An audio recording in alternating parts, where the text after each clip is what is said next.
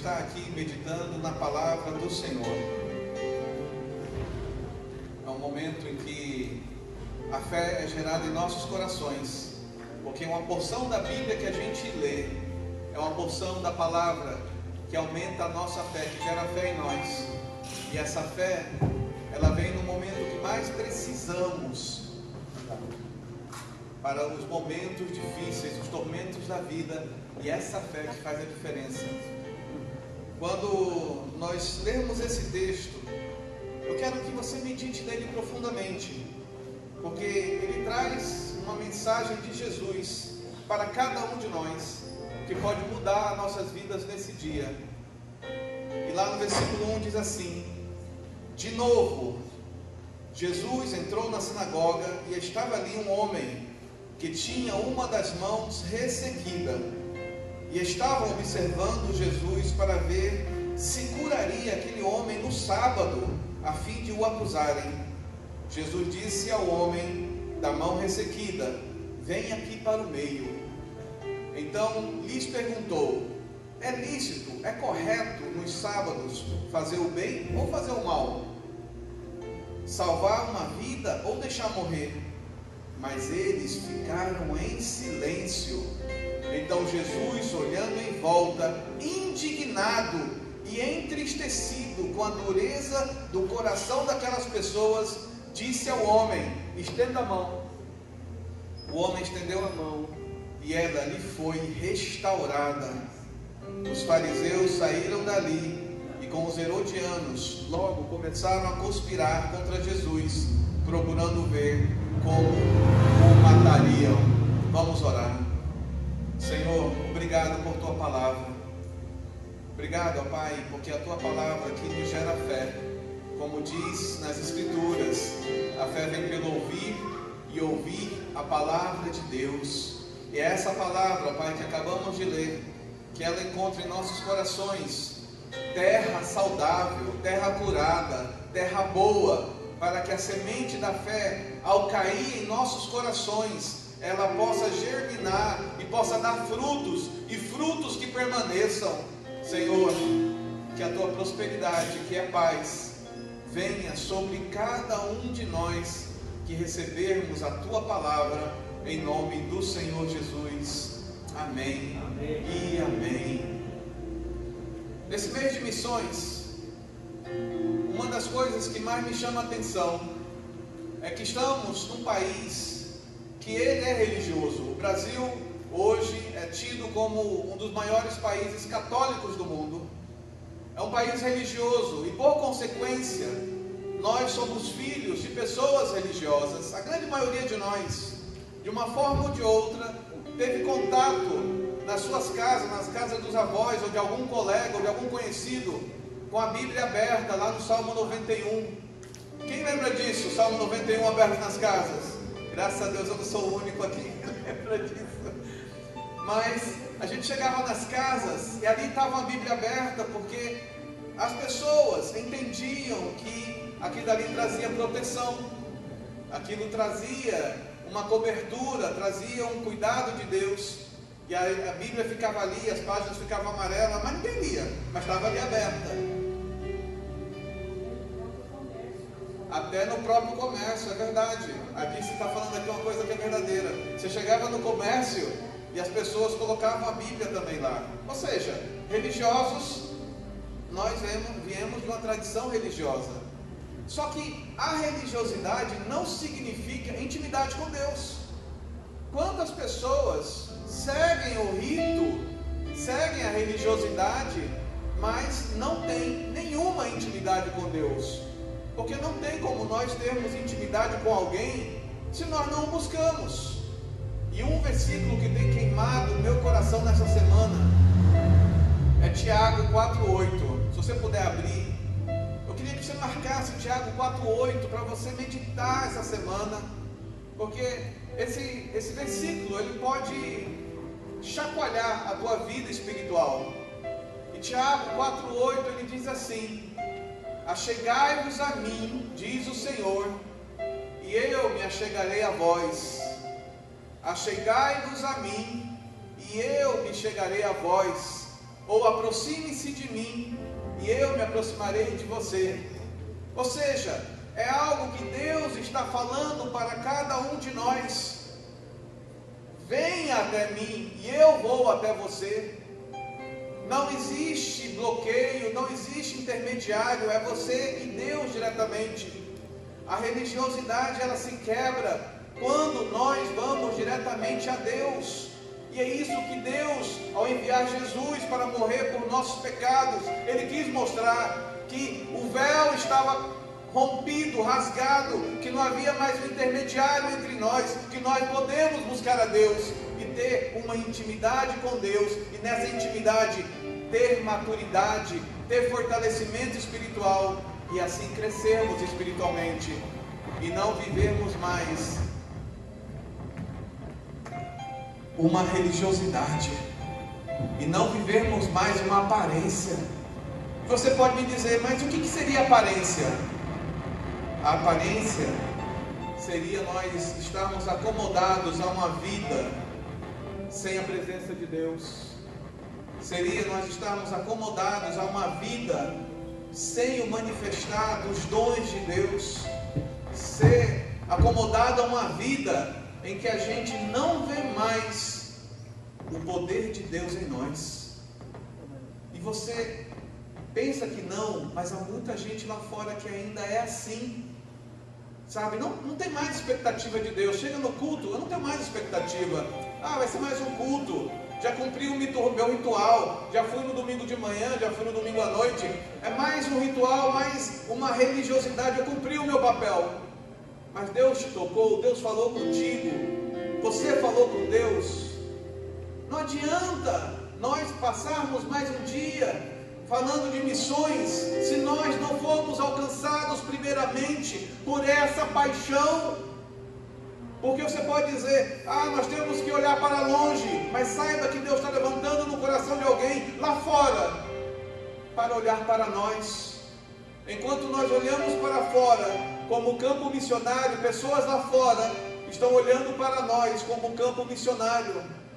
Eu lembro que eu fui convidado para ministrar numa igreja coreana lá em Brasília, e eu e a Eude, nós fomos lá, e lá nós conhecemos uma das histórias mais surpreendentes da nossa vida, porque um casal de coreanos do sul da Coreia, eles estavam orando na igreja, uma igreja pequenininha, de 15 pessoas, menor do que a gente, 15 pessoas, e aí quando eles estavam orando, Deus tocou no coração deles e disse assim: vai para o Brasil.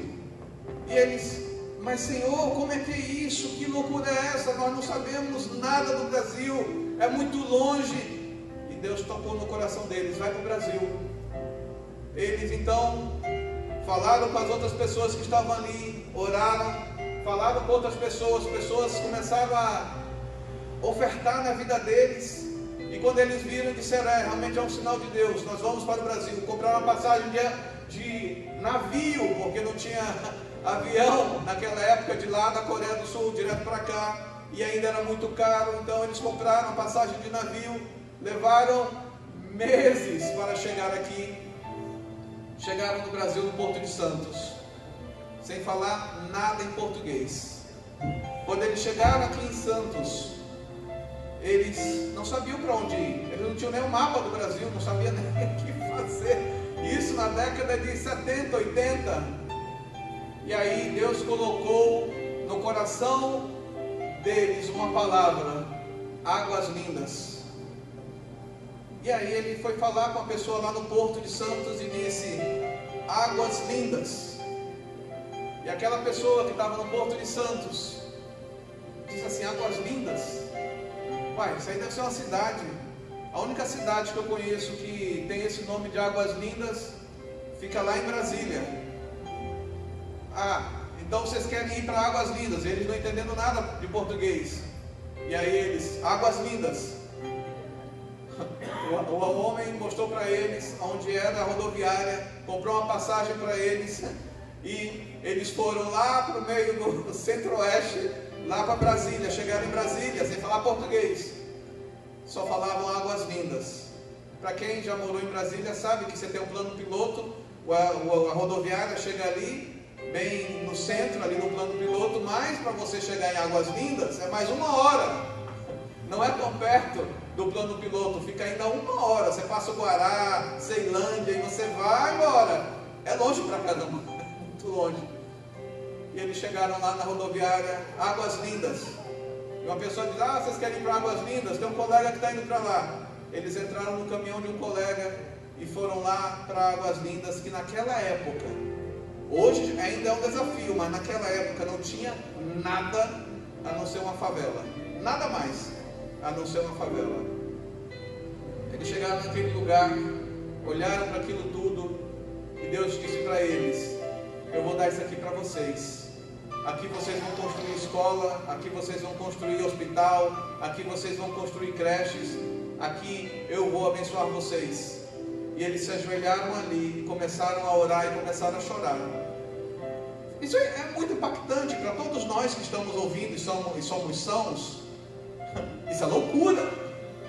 Isso é loucura. Como se algum de nós fosse tocado por Deus e dissesse: eu vou para a Coreia do Sul hoje, e a 1 hora lá de Seul eu vou me encontrar no lugar em que Deus está me direcionando. Eles foram direcionados para o Brasil. Eles conseguiram uma pessoa que cedeu o local para eles ficarem dormindo, sem falar nem uma palavra em português. E aí Deus colocou no coração deles a estratégia missionária. Pega o teu violão, eles trouxeram algumas coisas, o violão foi uma dessas coisas. Vai para o meio do terreno que eu vou te mostrar e começa a tocar. Ele começou a tocar no meio daquele terreno que Deus começou a mostrar para eles. E aí ele tocando o violão, as crianças começaram a vir. E eram muitas crianças da comunidade. E as crianças falavam, e eles ouviram a palavra das crianças, aquela coisa toda. Eles começaram a aprender português, aprender uma palavra ali, aprender uma palavra acolá, e aquela coisa toda. De repente, surgiu uma pessoa e disse para eles: vocês falam português? E eles com palavras soltas. E a pessoa olhou assim para a cara deles e disse: vocês são chineses? Ele não sabia falar. É uma loucura, é uma loucura. Brasília, para quem sabe, tem muitas embaixadas, muitos centros consulares. E uma pessoa, do nada, do consulado da Coreia do Sul, resolveu passar a 1 hora de distância, longe demais, lá naquele local. E quando chegou naquele local, perguntou para ele: olha, não sei porque eu vim aqui, mas Deus me disse que você está precisando de ajuda. E aquele homem disse assim: eu não preciso de ajuda, eu sei o que Deus está fazendo, Ele já está me ajudando. Aí aquele homem disse do consulado: não, Deus está me tocando que você precisa de ajuda. E aquele pastor disse: eu não estou precisando de ajuda, Deus é que está controlando tudo, eu já estou no cuidado dele, eu não preciso de ajuda. E aquele homem do consulado disse: olha, tudo bem, vamos fazer o seguinte, eu quero dar, em nome do consulado coreano, para vocês todo esse terreno. Compraram o terreno para eles e deram o terreno para eles e disseram: nós vamos fazer uma casa pastoral. Fizeram uma casa pastoral e eles só falaram em coreano com aquele agente consular da Coreia de uma forma miraculosa. E aí eles foram construindo, fazendo as coisas. Quando eu cheguei lá para ministrar, já estavam no 30º aniversário, alguma coisa assim.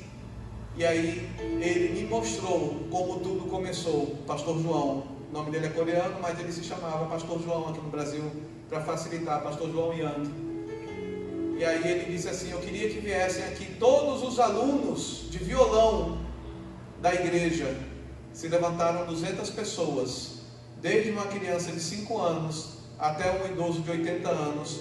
Todos foram evangelizados pelo violão que ele ensinou. 200 pessoas. 200 pessoas. Aquele homem que chegou sem falar nenhuma palavra em português, só tocando o violão, seguiu aquilo que Deus falou ao coração dele, e tocando o violão sem falar português, já tinha na igreja mais de 400 pessoas, sendo que 200 dessas tocavam violão. E se vocês quiserem ver, existe na rede social o grupo Harpas. E esse grupo Harpas é a metade da igreja que toca violão e evangeliza com violão. Por que eu estou falando isso? Porque Deus tocou num homem e numa mulher lá da Coreia, que não falava português, que não conhecia o Brasil, e vieram aqui no Brasil investir nesse lugar. E não parou. Deus ainda tem tocado em inúmeras pessoas. Quantas pessoas ainda são tocadas a olhar para o Brasil? E muitas vezes nós não oramos pelo Brasil. Muitas vezes nós não oramos por nossa vizinhança. Muitas vezes nós não amamos o local que estamos, sendo que Deus está levantando estrangeiros para orar pelo Brasil e por nós.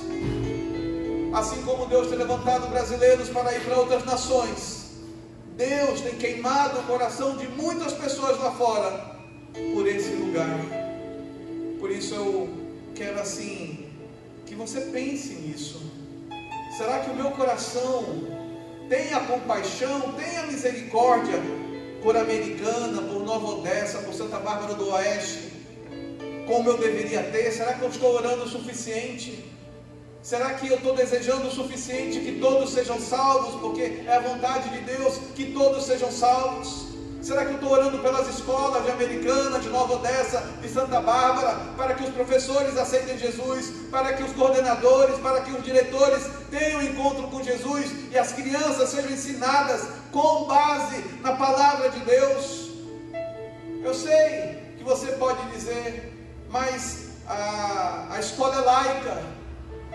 A escola como instituição é laica, mas o indivíduo como professor, professora, como profissional, ele tem a sua religião e ele leva a sua influência onde ele vai. Por isso que nós temos que entender, o Estado é laico, mas as pessoas não são. O Estado é laico, mas as pessoas que assumem posições na sociedade, elas não são. E muitas vezes a gente está deixando nossos filhos nas mãos de pessoas que não temem a Deus. Estamos colocando no coração dos nossos filhos desejos que não os aproximam de Deus. Estamos formando na vizinhança uma vizinhança que não entende o amor de Deus, porque muitas vezes nós não oramos pela vizinhança, muitas vezes nós não oramos pela cidade, muitas vezes nós não oramos pela nação, muitas vezes nós não nos preocupamos com o Brasil, nós preocupamos com tantas outras coisas, menos com aquilo que Deus está fazendo aqui. E quando a gente fala de missões, o tema de hoje é pregue o Evangelho todo, em todo lugar. Aleluia. Pregue o Evangelho todo, em todo lugar. Ou seja, fale das boas novas de Deus em todo lugar. Isso está lá em Marcos 13:10. Até que o Evangelho seja pregue em todas as nações. Em todas as nações. Então, quando eu li esse texto aqui do homem com a mão mirrada, com a mão ressequida, Deus tocou muito no meu coração, porque muitas vezes nós estamos aqui nesse lugar de culto e nós não desejamos mais a presença de Deus. Nós estamos como que os fariseus, os herodianos, em que estão preocupados se Jesus vai fazer alguma coisa ou não, não para se surpreenderem com o milagre de Jesus, mas para acusar Jesus. Muitas vezes nós estamos tão indiferentes para com Deus, que a gente não tem sensibilidade de que Deus quer operar em nossas vidas aqui e lá fora. Mas a nossa religiosidade, a nossa forma de pensar, que hoje na sociedade, no meio acadêmico e até no meio secular, se fala mindset, a maneira que você pensa, a maneira que você reflete, a maneira que você raciocina, o teu mindset, aquela tua formação de pensamento. Qual que é o teu mindset, a tua formação de pensamento espiritual? É uma formação em que, pastor, eu já fiz muito no passado, hoje eu não preciso mais fazer. Pastor, eu já jejuei muito, hoje eu não preciso mais jejuar. Eu já orei muito, hoje eu não preciso mais orar. Ler a Bíblia, não preciso mais ler a Bíblia. Meus queridos, se nós não temos desejos pelas disciplinas espirituais, como oração, jejum, leitura da palavra, louvor, nós ainda não conhecemos Jesus como nós deveríamos conhecer. Semana passada eu falei sobre vencendo os gigantes, porque muitas batalhas vão ter os seus Golias, e cada um de nós tem os seus Golias, mas muitas vezes nós esperamos alguém resolver, alguém derrotar o gigante, e não nós derrotarmos o gigante. Quanto gigante das nossas vidas, Deus quer que nós o derrotemos, o vencemos, mas a gente não faz isso. Eu contei sobre Saul. Saul era o homem mais alto de Israel, segundo a Bíblia. Ele era de uma tribo especialista em fundas, em atirar com fundas, eram especialistas. Mas mesmo assim, Saul, com a armadura, com todo o aparato, ele não enfrentou o seu gigante, porque aquele gigante era para Saul, e Saul não o enfrentou, mas esperou alguém. Surgiu Davi, de trás das ovelhas, um jovem que não tinha nem armadura, e ele venceu o gigante da nação naquele momento. Uma pessoa improvável derrubou aquele gigante. E assim, quando eu oro por cada um de vocês, eu oro e vejo como que cada um, sendo alguém que Deus está levantando para derrubar gigantes, gigantes muitas vezes que são nossos e muitas vezes que são dos outros, ou que é da nação, ou que é do bairro, ou que é da cidade, mas Deus nos levanta para derrubar gigantes, e quando Deus nos chama, Ele nos capacita para tal coisa. Mas para Ele nos capacitar para tal coisa, o critério número 1 é o critério do coração de Davi: ninguém vai falar do meu Deus. Você, gigante, que está afrontando o Deus, o exército do Deus vivo, os exércitos do Senhor, você que está afrontando Israel, você que está afrontando essa nação, você que está afrontando a minha casa, você que está afrontando todos aqueles que temem ao Senhor, você vai cair, gigante. E Davi foi falando isso para Golias. E muitas vezes eu vejo que a gente se acostuma com as nossas casas tendo vulto, com as nossas casas tendo aquela sensação de demônio, de medo. Não aceite isso na sua casa. Levante a mão e expulse em nome de Jesus. A casa que você mora é do Senhor Jesus, e o Senhor está ali porque você está lá. Não aceite tormento na tua casa, porque se você aceita tormento na tua casa, vai chegar o tormento no teu trabalho, vai chegar o tormento da calçada onde você anda, no ônibus, no teu carro, aonde você for, o tormento vai junto, porque você tolera os tormentos da vida. E nós somos chamados para vencer os tormentos da vida. Nenhum de nós é blindado da luta, nenhum de nós. Por mais amado por Deus que sejamos, nenhum de nós é blindado do dia mau, é blindado da luta, é blindado do dia difícil, é blindado de circunstâncias que fogem ao nosso controle, nenhum de nós. Mas é nesses momentos que Deus quer ver a nossa coragem, quer ver a nossa fé. Jesus estava naquele lugar e ali estava um homem doente, e todas as pessoas que estavam ao redor não estavam preocupados com aquele homem doente. Uma indiferença naquele local. E é isso que eu não queria que acontecesse em nossos corações, de entrar pessoas enfermas aqui e a gente achar natural. É natural que entre enfermo e fique enfermo e saia enfermo e nada aconteça na vida deles ou delas. Meus queridos, que haja em nosso coração o desejo de que cada pessoa que entre aqui seja curado, seja transformado, seja restaurado, porque é isso que Deus quer. Uma igreja viva, uma igreja poderosa, em que os seus membros creem em Deus, creem no mover de Deus, porque aí histórias como a do pastor João Yang vão ser coisas naturais para cada um de nós. Porque se nós temos a expectativa da manifestação de Deus, Deus pode nos surpreender de inúmeras formas.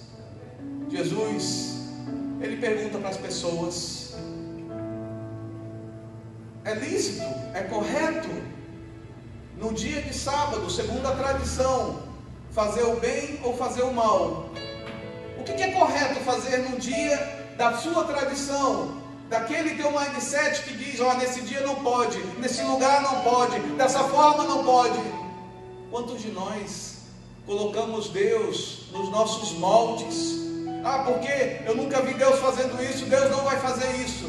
Meus queridos, não limite Deus, Ele é soberano. Ah, eu nunca vi Deus cuidando de etiquetas, meus queridos. Deus pode trabalhar etiquetas, Deus pode trabalhar aparência, Deus pode trabalhar vitrines, Deus pode trabalhar em qualquer lugar. Ah, mas não está na Bíblia que Deus faz isso dessa forma. Use a sua fé, ore, busque a Deus, porque se a nossa vida cristã não é pautada pela disciplina espiritual de orar, alguma coisa está errada. Podemos falar de missões transculturais, podemos falar de missões, sabe, entre cidades, em tantas coisas, mas nós estamos vazios da missão na nossa própria vida.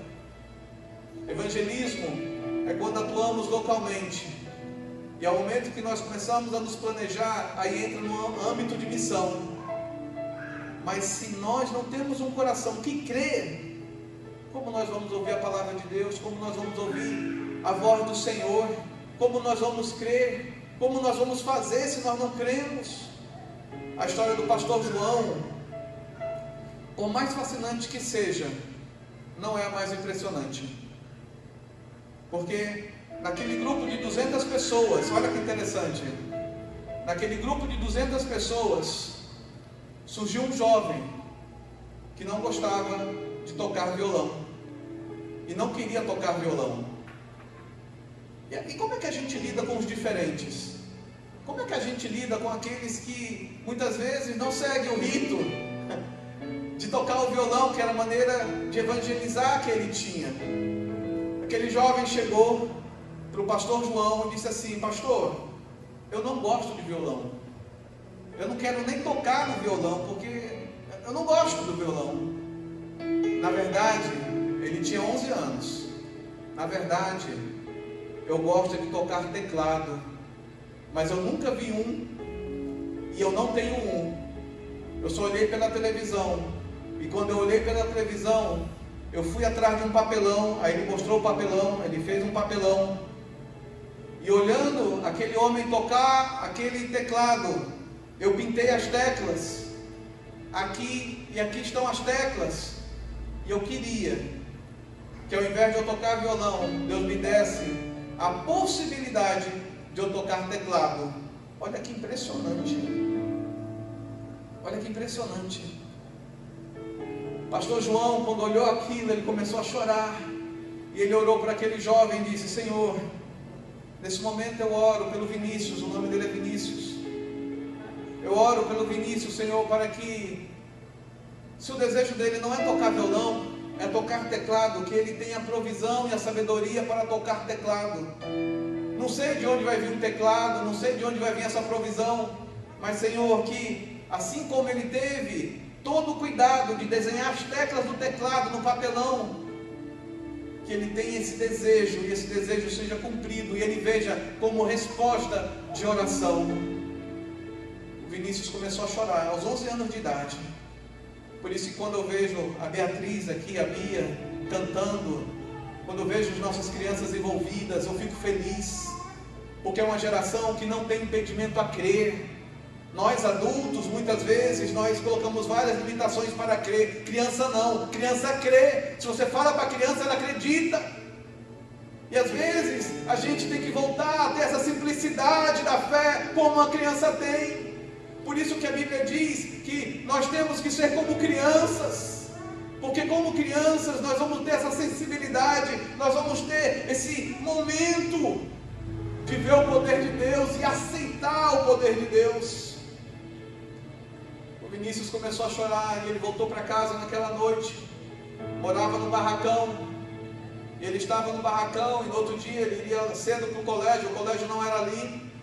O colégio era em outro lugar, ele tinha que pegar um ônibus que vinha do governo, e esse ônibus levava para outra cidade, porque ali ainda não tinha uma escola. E quando eles estavam indo para a escola, ele estava ali brincando com o seu papelão. O motorista viu ele brincando com o papelão e perguntou para ele: você gosta de teclado? Ele disse: eu gosto. O motorista disse: sabe de uma coisa? Eu tenho uma surpresa para você. Quando ele chegou no colégio, ele parou o ônibus, ele tirou um teclado e disse aqui: olha, eu ganhei de presente esse teclado ontem, não sei o que fazer com ele, vendo você brincando, tom para você. Ele ganhou o teclado no dia seguinte. Sabe? Ele ganhou o teclado no dia seguinte. Eu fico pensando, sabe? Às vezes a gente parou de acreditar nessas coisas, de que Deus faz milagre, de que Deus responde oração, de que Deus resolve problemas. Ah, Deus, o problema é muito difícil. Ah, Deus, o problema é muito complexo. Meus queridos, para Deus não é impossível, não há problema algum que Deus não possa resolver.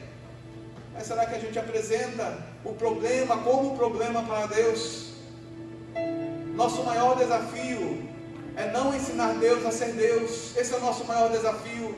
Porque muitas vezes quando nós oramos, a gente diz assim para Deus: Deus, o problema é esse, mas se o Senhor fizer isso, isso e isso, eu estou feliz, porque vai resolver o meu problema. A gente quer ensinar Deus a resolver o problema, sendo que quando Deus olha para aquela circunstância, há várias formas dele resolver aquilo. Mas a gente às vezes só quer aquele caminho que a nossa religiosidade, que a nossa mentalidade, o nosso mindset mostra para nós. Só é dessa forma que Deus opera, só é dessa forma que Deus age. Jesus está ali no meio de todos aqueles homens com aquele mindset corrompido, com aquele mindset que dizia: não, hoje é sábado, hoje não pode haver cura, hoje não pode haver milagre. Ah não, eu estou aqui na minha casa não pode haver milagre, não pode haver cura. Ah, eu estou aqui nesse lugar, aqui não pode haver cura, não pode haver milagre. Meus queridos, enquanto nós bloquearmos Deus nas nossas casas, nas nossas vidas, nós permitiremos que o diabo faça o que ele quer, e não Deus faça o que ele quer. Porque se nós não abrimos o nosso coração para Deus, para que Deus faça, nós estamos abrindo o nosso coração para outras coisas que façam outras coisas. Se é para crer, nós temos que crer. Se é para crer, nós temos que crer. Jesus está naquele lugar. Está aquele homem doente, enfermo, com a mão ressequida, com a mão atrofiada. Jesus olhando para todos que estavam ali, não crendo em nada, só estavam ali. Jesus diz: é permitido curar no dia de sábado? E ninguém falou nada. Sabe qual que é a nossa segunda maior dificuldade na vida? É pedir conselhos para aqueles que não têm fé e não entendem daquilo que estamos falando. Quantas pessoas pedem conselhos para pessoas vazias de Deus? Quantas pessoas pedem conselhos para pessoas que não têm fé em Deus? Quantas pessoas pedem conselhos para pessoas que não entendem do negócio, não entendem do segmento, não entendem daquela técnica? E aí, quando Jesus fez a pergunta, todo mundo ficou calado. E tem aquele que muitas vezes é ousado, para falar: ah, faz um café com leite que resolve. Quantas pessoas têm remédio para tudo, mas para suas casas não tem remédio? Quantas pessoas têm remédio para todas as outras pessoas de fora, mas para dentro de casa não tem remédio, porque não ora pelo seu cônjuge, não ora pelos seus filhos, não ora pelos seus vizinhos, mas tem remédio para dar para o outro, sobre o que ele tem que fazer lá na casa dele. Quando você chegar em casa, ore pelo seu marido, ore na sua cama, ore no travesseiro, ore pelas roupas, ore pelo não sei o que, ore nos umbrais da porta. Muitos de nós somos religiosos assim, em que a gente faz isso e orienta os outros a fazerem, mas a gente não faz na nossa casa. Quantas vezes a gente é um bom conselheiro, mas é um péssimo ouvinte, porque a gente não escuta o conselho que nós mesmos damos. E quando a gente aconselha as pessoas, a primeira pessoa que tem que ouvir o conselho que está sendo dado é quem está dando o conselho. Porque a Bíblia fala que quando a gente faz, a gente tem que segurar, garantir, para que a gente não se torne tropeço naquilo que a gente falou. Porque muitas vezes a gente fala, mas a gente não cumpre. E quando a gente fala de missões, a maior missão das nossas vidas é a integridade da palavra. Sim, sim, não, não. É deixar a falsidade, deixar a aparência de lado, deixar a mentira. Porque vivemos numa sociedade que é aparência, uma sociedade que finge amar a Deus, que finge ser cristã, que finge querer Deus, mas não quer Deus. Não quer confiar em Deus, não quer acreditar em Deus, não quer ter fé, não quer musculatura espiritual, em que você fala dia após dia, leia a Bíblia, e você pergunta, você leu a Bíblia hoje? Ah, sabe como é, né, pastor? É difícil, é tão corrido. É porque você não quer ler a Bíblia, e consequentemente você não quer fé, porque a fé vem pelo ouvir, e ouvir a palavra de Deus. Se nós não lemos a Bíblia, a gente não tem fé. Porque a fé vem pela palavra de Deus. Não é a oração do pastor, não é a imposição de mão do pastor, não é, sabe, a liderança manifestar dons. Eu creio nos dons, eu vi e vejo o poder de Deus através dos dons. Mas às vezes a gente está mais querendo dons do que a rotina da disciplina espiritual nas nossas vidas. A gente não sente falta do básico, mas a gente está olhando que nem aquelas pessoas estavam olhando para Jesus e aquele homem doente. Vamos ver o que ele vai fazer ali. Para acusar, para criticar, tem um monte de gente, meus queridos. Talvez essa seja a terceira coisa mais difícil para cada um de nós, saber lidar com as críticas. Jesus foi criticado naquele lugar, o homem foi criticado naquele lugar por estar doente. E quantas vezes nós também somos acusadores, somos críticos daqueles que não fazem nada. Eles querem que a gente faça, mas eles criticam, mas não fazem nada. Não fazem nada. Por isso tome cuidado com as críticas que você recebe. Nem toda crítica é para te ver curado, mas é para te adoecer mais. Cuidado com isso. A Bíblia fala que foi tão forte aquele momento, no verso 4, olha, mas eles ficaram em silêncio. Aí no verso 5, então Jesus olhando em volta, Jesus olhou em volta, olhou ao redor, Jesus olhando em volta, indignado e entristecido com a dureza do coração daquelas pessoas. Assim está o mundo. Vivemos num mundo que as pessoas estão com o coração duro, mesmo estando dentro da igreja. Não há mais misericórdia, não há mais amor, não há mais presença de Deus, não há mais paciência. Eles estavam na sinagoga, eles estavam no lugar de culto, e mesmo assim os seus corações estavam endurecidos. E é esse, talvez, o maior desafio nosso, analisar como está o nosso coração hoje, porque Deus fala com cada um de nós. Talvez Deus não vai falar como falou para o pastor João Yang, sai da Coreia e vai lá para Águas Lindas de Goiás. Talvez Deus não vai ser tão radical conosco para fazer uma coisa dessa, e nem precisa, porque isso é muito particular. Mas talvez Deus esteja colocando uma coisa muito mais simples no teu coração. Olhe pelo teu filho, olhe pela tua casa, olhe pelos teus pais, olhe por esse vizinho, olhe pelo seu chefe, olhe pelo teu negócio, olhe pelo negócio do teu concorrente. Ai, pastor, mas é concorrente. Olhe pelo negócio do teu concorrente. Abençoe aqueles que te perseguem. Ai, pastor, mas isso eu não quero abençoar quem me persegue. Abençoe aquele que te persegue. Ai, pastor, mas isso aí está absurdo demais. Está na Bíblia.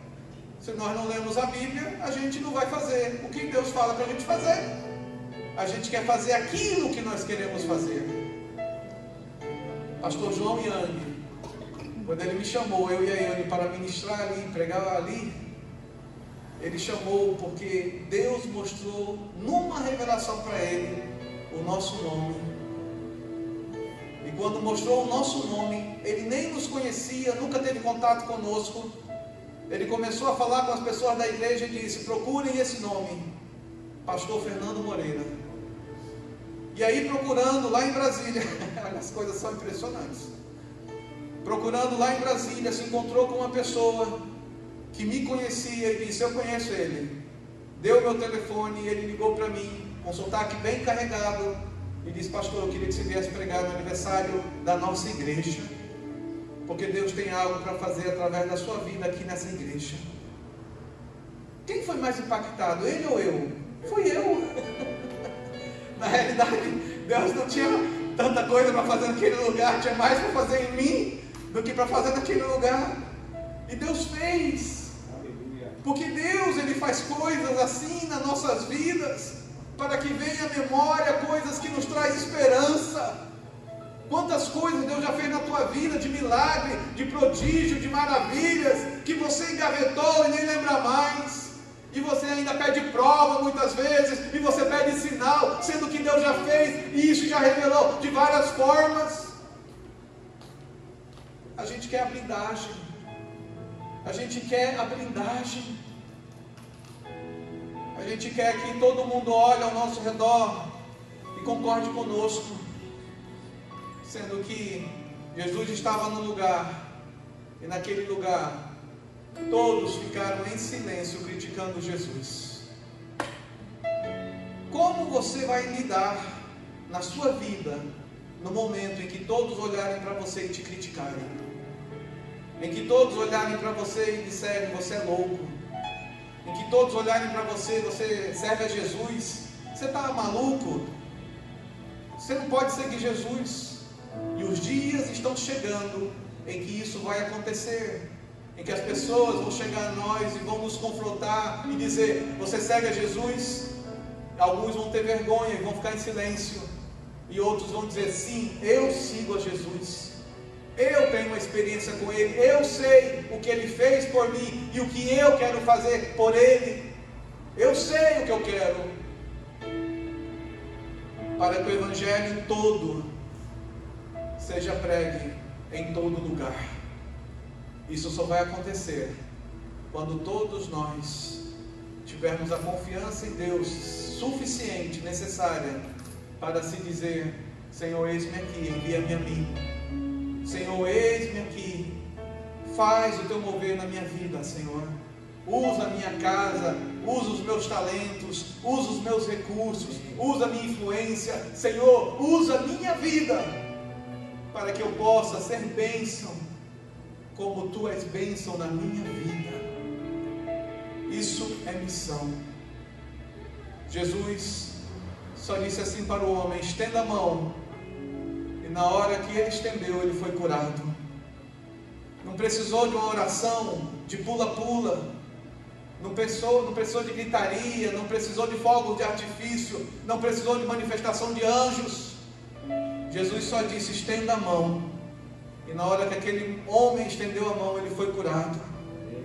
No momento em que nós crermos que pela presença de Deus está em nossas vidas, com total segurança, nós também poderemos falar: estenda a mão, levante seu pedido de oração e espere a solução, porque já está a caminho, em nome do Senhor Jesus. Fique de pé e vamos orar. Aleluia, glória a Deus, glória a Deus.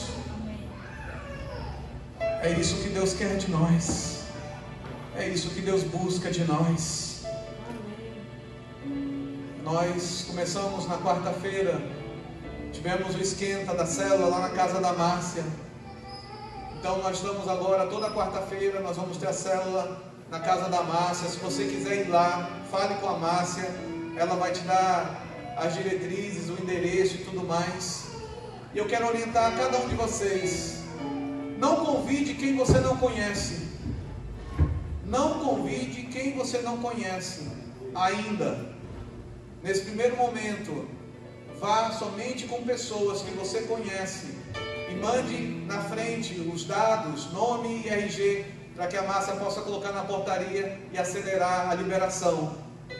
Porque muitas vezes a gente começa a divulgar e quer divulgar, e vai pessoas que a gente nem sabe qual é a intenção. E nós temos que ter sabedoria, vigiar e orar. Amém. É vigiar e orar.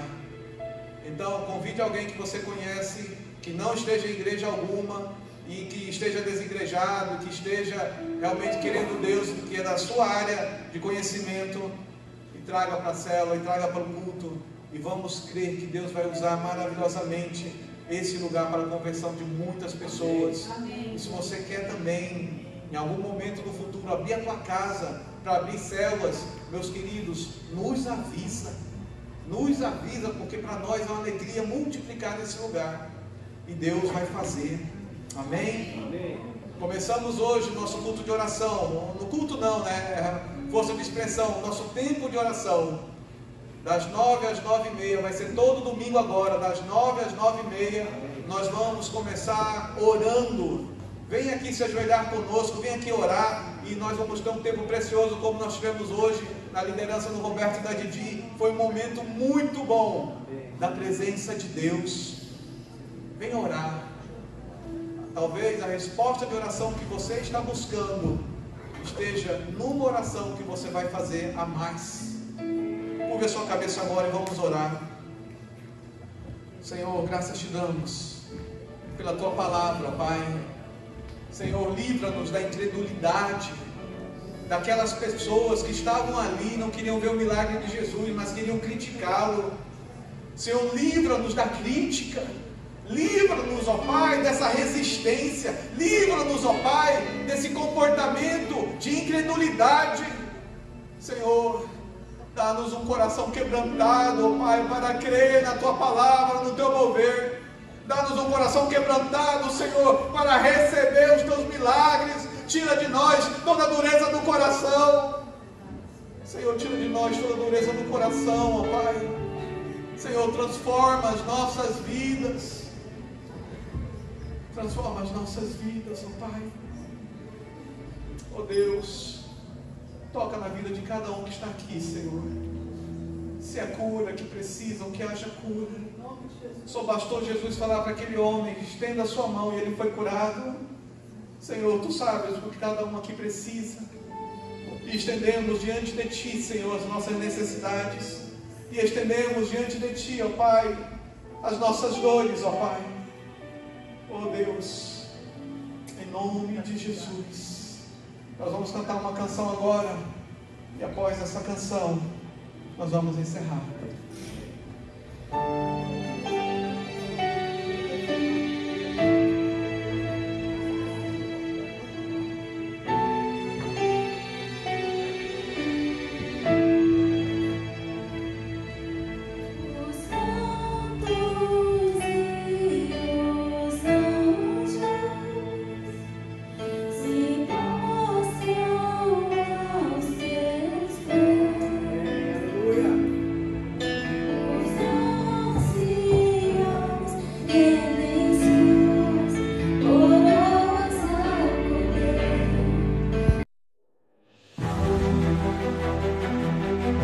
Somos uma igreja viva, um povo acolhedor, uma comunidade de discípulos de Jesus que o ama, o adora e busca obedecê-lo.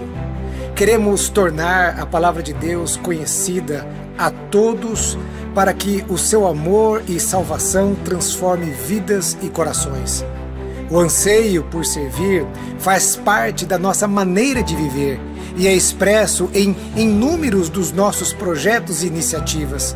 Queremos ver o reino de Deus se expandir em todos os lugares. Por isso não medimos esforços para pregar o Evangelho no templo, nas casas, nas comunidades, nas ruas, nas escolas, em São Paulo, no interior, no sertão, no Brasil, no mundo e até os confins da terra. Sabemos que formosos são os pés daqueles que anunciam o Evangelho. Entendemos o quanto o amor de Deus se materializa suprindo as necessidades dos vulneráveis e dos necessitados. Portanto, colocamos nossos ministérios, talentos, dons e recursos para servir em projetos sociais nos mais diversos lugares. Imigrantes, refugiados, pessoas em situação de rua, mulheres em situação de vulnerabilidade, crianças, adolescentes e tantos outros públicos são atendidos, recebidos nas incontáveis ações de socorro e acolhimento da nossa comunidade. vivemos para sermos sal e luz nesta terra. Somos uma verdadeira família e queremos ter a nossa porta aberta para receber todos aqueles que querem desfrutar da transformação que o amor de Deus e o poder da sua palavra traz. Ansiamos também por ver lares formados e que funcionam governados pela paz, pela alegria e pela justiça que faz parte do reino de Deus. Somos uma comunidade compromissada em orar pelos países, territórios e pelos seus governantes, pois entendemos o quanto é feliz a nação cujo Deus é o Senhor. Enviar missionários e apoiar iniciativas de proclamação do Evangelho e da transformação que ele faz, isso pulsa o nosso coração. Nossa visão é acolher as pessoas para ensiná-las a viver como discípulos de Jesus e para isso proclamamos a palavra de Deus. Ele, o Senhor, amou o mundo de tal maneira que enviou o seu único Filho para que todo aquele que nele crê não pereça, mas tenha a vida eterna. Essa é a mensagem que amamos. Esse é o Evangelho que cremos. Essa é a verdadeira e única razão de sermos simplesmente igreja. Sejam bem-vindos à Igreja Batista do Povo.